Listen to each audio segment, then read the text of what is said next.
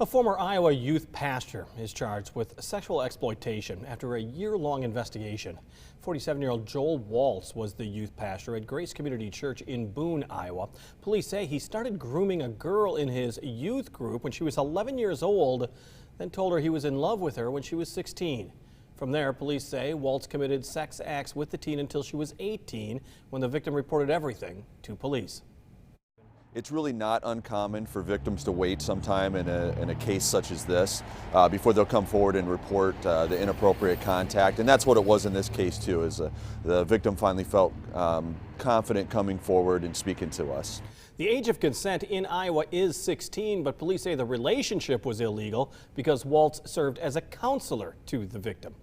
Police have also released a new video of a Tennessee teacher who they say kidnapped one of his former students, 15-year-old Elizabeth Thomas.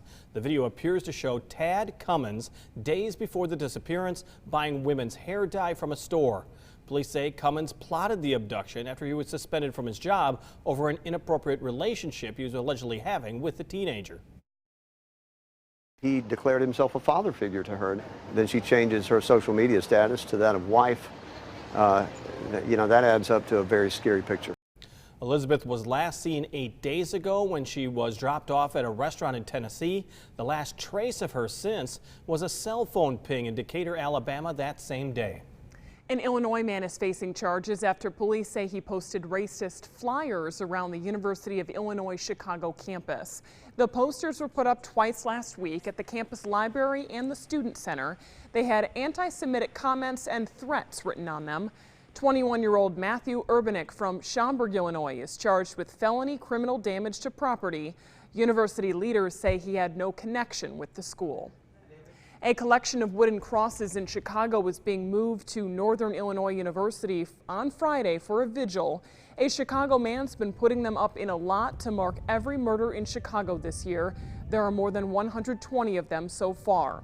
The man built more than 750 of them last year, then gave them to the victims' family members. The crosses will be returned to Chicago after that vigil. The United Kingdom is joining in on the United States' new ban of electronics on flights from 8 Middle Eastern countries. The Department of Homeland Security made the ban announcement last night. It says passengers from 10 airports overseas will not be allowed to bring on any electronics bigger than a cell phone in their carry-on luggage. Laptops, tablets, cameras, DVD players, and handheld games will all have to be checked in with their regular luggage. What they're trying to do here is take an extra step to take anything that could be packed with explosives out of the cabin and prevent some sort of a device being manually detonated in the cabin. This morning, the United Kingdom announcing its own electronic device restrictions affecting 4 more airlines than the U.S. ban requires. After a record run of highs, stocks saw the biggest drop in 6 months today. The fall led by a decline in banks, bond yields, and industrial and transportation stocks. The Dow, as you can see, fell 237 points. The Nasdaq dropped 107. The S&P 500 lost 29 points today. In the middle of President Donald Trump's first 100 days in office, the president is not commenting on FBI Director James Comey's investigation into Russia's involvement with the election and the president's administration. Kenneth Moten shows us the new fallout tonight over the president's claims that he was wiretapped. President, is it Trump care or Ryan care? President Trump on the move at the Capitol. Back in the Oval, focus on the business of the day. To imagine distant worlds. But the president still not commenting on the FBI's investigation into his campaign's alleged contact with Russia as the Kremlin meddled in the 2016 election. I cannot say more about what we are doing and whose conduct we are examining. The White House still on defense on allegations of possible collusion with Russia. This continued narrative that falsely tries to link the president or the White House into any of it. They continue to see that there is nothing there. The FBI won't say who is under investigation, but the White House has tried to diminish the role of one person mentioned by the House Intelligence Committee, campaign chair Paul Manafort, who was fired over the summer. Manafort has repeatedly denied any connection to Russia. House Speaker Paul Ryan promising thorough investigations, but so far, no evidence that Donald Trump or his staff were involved in this with the Russians. I don't think we learned anything new yesterday with Comey's testimony. But the American people did, as Comey also refuted Trump's unsubstantiated wiretapping claims against President Obama. My view is very simple, and that is that there is a cloud now hanging over the head of the president. According to the Washington Post, Fox News is pulling its legal analyst, Andrew Napolitano, from the air over claims that the Trump Tower was wiretapped. Those claims were quoted by the White House straight from the Fox News transcript. President Donald Trump's nominee for the Supreme Court, Neil Gorsuch, is facing some tough questions about his record as a judge.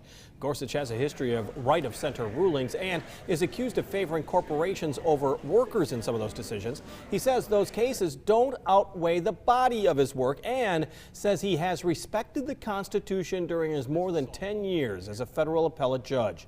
Judge Gorsuch says if confirmed, he will bring the same attitude to the Supreme Court.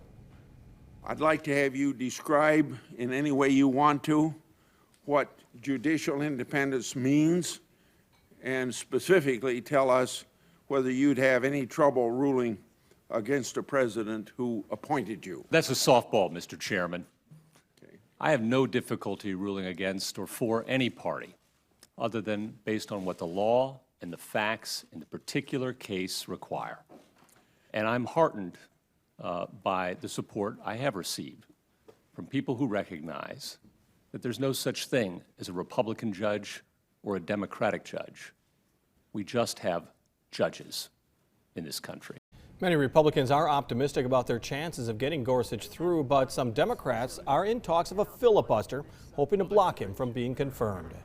Still ahead on News 8 at 6, a new hobby for a new life. How Coca-Cola memorabilia is helping one woman regain a sense of self after a devastating accident. And a pretty nice evening out there. Currently 51 degrees in the Quad Cities, but that temperature is going to be a chilly one overnight. May consider a nice warm jacket as you're heading off to work or school tomorrow morning. I'll explain why right after the break here on News 8 at 6.